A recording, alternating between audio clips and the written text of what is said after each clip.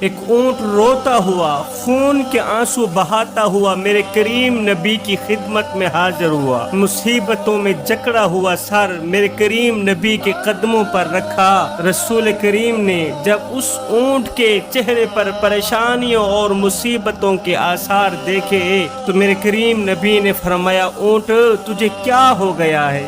تجھے کیا ہو گیا ہے؟ تیری آنکھیں رو رہی ہیں، تیرا دل کٹا جا رہا ہے، تیرا کلیجہ منہ کو آ گیا ہے، تیری آنکھوں سے نکلے آنسو بتا رہے ہیں کہ دنیا والوں نے تجھے بہت زیادہ دکھ دیے ہیں، دنیا والوں نے تجھے بہت درد دیے ہیں، تیرا جینا حرام کر دیا دنیا والوں نے۔ اے جوانو، ظلم کسی انسان پر ہو یا جانور پر، ظلم کا بدلہ چکانا ہی پڑے گا۔ کسی کی آنکھوں سے آنسو نکال کر، کسی کی زندگی خاک میں ملا کر، کسی کی جوانی خاک میں ملا کر اپنی باری کا انتظار ضرور کرنا، اس لیے کہ قدرت جب تھپڑ مارتی ہے تو وہ دل پر نہیں سیدھا روح پر اثر کرتا ہے۔ میرے کریم نبی سے پوچھا گیا، یا رسول اللہ اصلی مسلمان کون ہے؟ اصلی مسلمان کون ہے؟ تو رسول کریم نے فرمایا، اصلی مسلمان وہ ہے جس کی زبان اور ہاتھ سے دوسرے مسلمان محفوظ ہیں، جس کی زبان سے ہاتھ سے دوسرے مسلمان محفوظ رہیں، وہ ہے اصلی مسلمان۔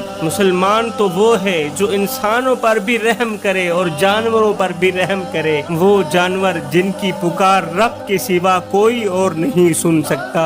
خیر، رسول کریم نے اس اونٹ کے رونے کی وجہ پوچھی تو اونٹ نے کہا، حضور میرے مالک کو بلا کر ہی اسی سے پوچھ لیجئے۔ رسول کریم نے فرمایا، جاؤ اس کے مالک کو بلا کر آؤ۔ مالک میرے نبی کی خدمت میں حاضر ہوا۔ جب مالک نبی کی خدمت میں حاضر ہوا تو نبی نے اس سے رونے کی وجہ پوچھی تو مالک نے کہا، یا رسول اللہ میں وقت پر اسے چارہ دیتا ہوں، وقت پر اسے پانی پلاتا ہوں، وقت پر گھاس کھلاتا ہوں، اس کے اوپر کبھی ظلم نہیں کیا، اس کے اوپر کبھی بوجھ نہیں لادا۔ پھر بھی جب رات کا دوسرا پہر آتا ہے تو یہ اتنا روتا ہے کہ اس نے تو مجھے پریشان کر رکھا ہے، اس کے رونے کی ابھی تک کوئی وجہ سامنے نہیں آئی۔ اے جانوروں کی بولیاں جاننے والے نبی، آپ میرے اونٹ سے پوچھنا کہ آخر یہ کیوں روتا ہے۔ میرے رسول کریم صلی اللہ علیہ وسلم نے اس رونے والے اونٹ سے پوچھا، اونٹ تیرا مالک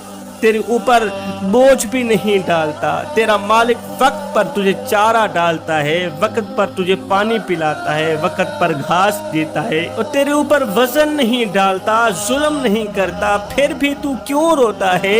تو اس اونٹ نے ایک بار پھر سے اپنا افسردہ چہرہ میرے کریم نبی کے قدموں پر رکھا، عرض کی، یا رسول اللہ میرے رونے کی اصل وجہ یہ ہے، یہ جو میرا مالک ہے نا، یہ رات کو میرے سامنے چار پئی بچھاتا ہے اور عشاء کی نماز پڑھے بغیر سو جاتا ہے۔ ہر رات میرے سامنے چار پئی بچھاتا ہے اور عشاء کی نماز پڑھے بغیر سو جاتا ہے۔ یا رسول اللہ جب رات کا دوسرا پہر آتا ہے نا، جب رات کا دوسرا پہر آتا ہے، جب میں اپنے اس بے نمازی مالک کی چار پئی کے نیچے جہنم کی آگ کو جلتا دیکھتا ہوں نا تو میرا دل جل کر راکھ ہو جاتا ہے۔ میں رو کر آسمان کی طرف دیکھتا ہوں، شکوہ کرتا ہوں، میرے مالک میں جانور ہو کے تجھے سجدہ نہیں چھوڑتا، یہ بندہ ہو کے نماز چھوڑی بیٹھا ہے، میں جانور ہو کے سجدہ نہیں چھوڑتا، یہ حضرت انسان ہو کے سجدہ چھوڑی بیٹھا ہے۔ یہ سن کر رسول کریم نے فرمایا، او بندہ خدا، نماز پڑھا کر اس سے پہلے کہ تیری نماز پڑھی جائے، مسجد کی طرف آ جا اس سے پہلے کہ اللہ تجھے اپنی طرف بلا لے۔ جوانو، آج ہماری جوانیاں کس رخ پہ چل پڑی، آج ہماری جوانیاں کس سمت پہ چل پڑی، کس سائیڈ پہ چل پڑی۔ ہائے، جوانی میں تو اس درد کو پیدا کرنے کی ضرورت تھی کہ ہم نے مرنا بھی ہے، جوانی میں تو اس کیف کو پیدا کرنے کی ضرورت تھی کہ ہم نے قبر میں بھی جانا ہے، ہم نے قیامت کے دن اللہ رسول کو منہ بھی دکھانا ہے۔